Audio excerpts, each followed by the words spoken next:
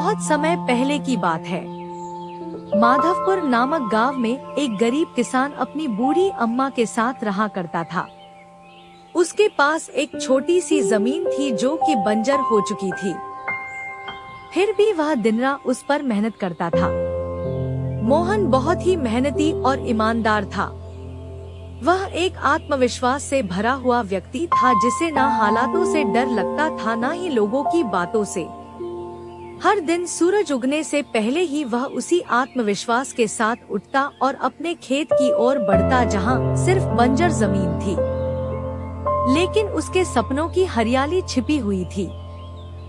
उसे यकीन था कि एक दिन उसकी मिट्टी उसे जरूर जवाब देगी, सोने जैसी फसल बनकर। ओ बेटा मोहन, तेरे लिए मैंने जमींदार से बात कर ली है। वो तुझे अपने पास काम पर रख लेंगे। तू भी जाकर उनसे एक बार बात कर ले बेटा। अब हमारे बस की बात नहीं रही। कम से कम वहां रहकर तू अपना गुजारा तो कर पाएगा। मुझे तेरा बहुत ख्याल है मोहन, इसलिए यह कदम उठाया। जाकर बात कर ले, सब ठीक हो जाएगा।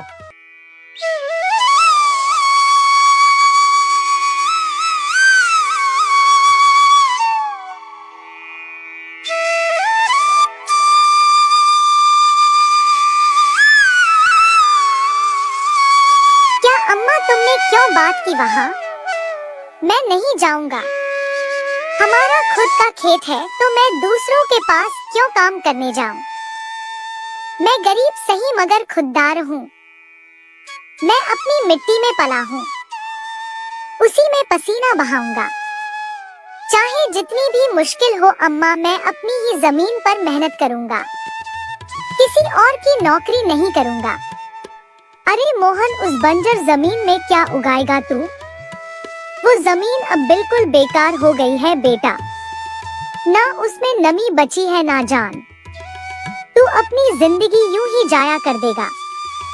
उस जमीन को संवारते संवारते मैं जानती हूँ तेरा हौसला बड़ा है, पर बेटा हौसले से पेट नहीं भरता।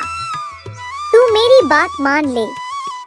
वो जमींदार कम से कम तुझे रोज की रोटी तो देगा। अपनी जिद छोड़ दे बेटा। तू थक जाएगा पर वो जमीन कुछ नहीं देगी तुझे। अरे अम्मा, तुम बेकार में ही इतनी परेशान हो रही हो। देखना, एक दिन मैं उसी जमीन से सोना निकालूंगा। यह जमीन ही हमारी सबसे बड़ी ताकत बनेगी। मोहन खेत में काम कर ही रहा था कि तभी वहाँ पर एक आदमी आकर बोला, अरे मोहन भैया, आपको भी मानना पड़ेगा। आप फिर से इस बंजर जमीन पर मेहनत कर रहे हैं। अरे मंगेश भैया, अब क्या करें? जमीन हमसे ज्यादा मेहनत करवा रही है, पर क्या करें? धरती तो माँ समान होती है, जैसा वह चाहे वैसा ही करना पड़ता है। कभी सख्त हो जाती है, कभी चुपचाप सब सह लेती है, कभी बीज को छुपा लेती है तो कभी उसे जीवन दे देती है। हम तो बस उसके बच्चे हैं जो उसके हर रंग को अपनाना जानते हैं।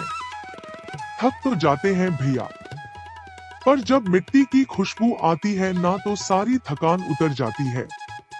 उम्मीद है यह माँ हमें खाली हाथ नहीं लौटाएगी। बस थोड़ा और सब्र, थोड़ा और विश्वास। आप जैसा मूर्ख तो मैंने आज तक नहीं देखा भैया। क्या सोचते हो आप? दुनिया कहां से कहां पहुंच गई, और आप अब भी उसी बंजर जमीन से उम्मीद लगाए बैठे हैं। मोहन के पास उस आदमी की बातों का कोई जवाब नहीं था। वह वहां से अपने घर चला जाता है। जब दोपहर को मोहन थक हार कर घर पहुंचता है तो देखता है कि माँ बुझे हुए चूल्हे के पास चुपचाप बैठी है। क्या हुआ अम्मा? तुम ऐसे क्यों बैठी हो? खाना क्यों नहीं बनाया? क्या बात है? बेटा, चूल्हा जलाने के लिए लकड़ियाँ नहीं है, इसीलिए चूल्हा कैसे जलेगा? बस इतनी सी बात है अम्मा। मैं अभी जाकर ले आता हूँ लकड़ियाँ। मोहन लकड़ियाँ लाने जंगल चला